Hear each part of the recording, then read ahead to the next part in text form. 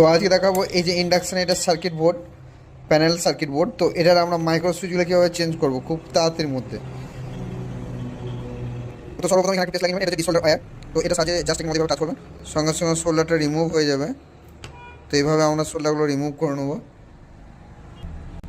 তো আমরা সোল্ডারগুলো সমস্ত সোল্ডারগুলো রিমুভ করে নিচ্ছি। দেখুন ঠিক জাস্ট এভাবে টাচ করবো, টেনে দেবো, তো সোল্ডারগুলো রিমুভ হয়ে যাবে।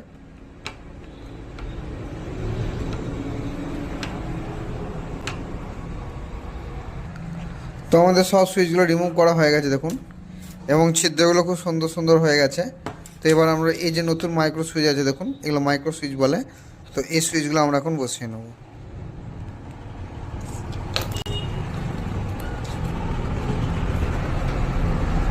তো এবার আমরা প্রত্যেকটা সুইচ সোল্ডার করে নেবো।